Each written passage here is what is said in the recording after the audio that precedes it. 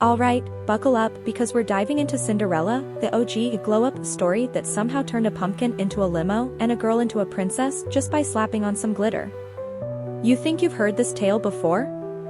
Trust me, you haven't heard it like this. So, we start with Cinderella, a sweet, hard-working girl stuck in a house with 3 fashion disasters masquerading as stepsisters and their Karen of a mom. Her dad's out of the picture, classic Disney move, so she's left scrubbing floors and having full conversations with mice.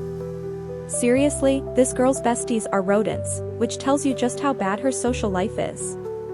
And don't even get me started on her living situation. She's in the attic while her stepfamily's out here treating the good furniture like it's WrestleMania. But here's where it gets spicy. The king decides it's time for his son, Prince Charming, to get hitched. Apparently, in this kingdom, the way to find a wife is by throwing a massive party and inviting every eligible woman. Imagine swiping right, but with dance moves and royal tiaras. The stepmother, being the human embodiment of an unpaid parking ticket, makes sure Cinderella can't go. She destroys her dress like it owes her money. But then, plot twist, Cinderella's fairy godmother shows up. Now, let's pause for a second. This fairy godmother is packing serious magic. She turns a pumpkin into a carriage, mice into horses, and Cinderella into a walking Instagram filter. But here's the kicker, all this magic comes with an expiration date. Midnight. Because apparently, even miracles have curfews. So Cinderella rolls up to the ball, and everyone's losing their minds. The prince? Smitten. The stepfamily? Clueless. They don't even recognize her.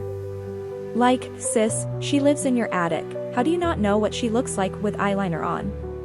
Anyway, she and Prince Charming have this magical dance that's basically the 18th century version of love at first sight. But just as things are heating up, bam. Midnight hits. Cinderella bolts, loses her glass slipper on the stairs, and leaves the prince holding what is essentially the weirdest clue in a romantic mystery. Now, let's talk about this glass slipper for a second. Who wears glass shoes? That's not fashion, that's a workplace hazard. And why does it only fit Cinderella? Does no one else in the entire kingdom have the same shoe size? These are the questions they don't want you to ask. Prince Charming, determined not to let his dream girls slip away, organizes the world's weirdest scavenger hunt, find the woman whose foot fits the shoe. Imagine knocking on random doors like, hey, mind if I check your feet? Creepy, right? But this is a fairy tale, so we roll with it. Meanwhile, the stepmother finds out what's going on and locks Cinderella in the attic. Classic villain move. But thanks to her animal squad, yes, the mice again, Cinderella escapes just in time. The prince shows up, the shoe fits, and boom, happily ever after. She goes from scrubbing floors to ruling a kingdom faster than you can say, pumpkin spice. Questions we still don't have answers to. Why didn't the prince just ask for her name at the ball? Like, dude, you danced with her for hours. Why didn't the fairy godmother make her a permanent dress?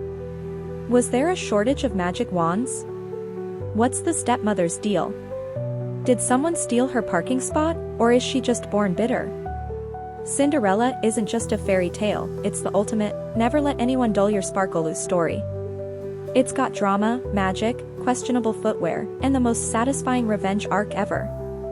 So, if you haven't watched it yet, what are you waiting for? Just don't forget your shoes.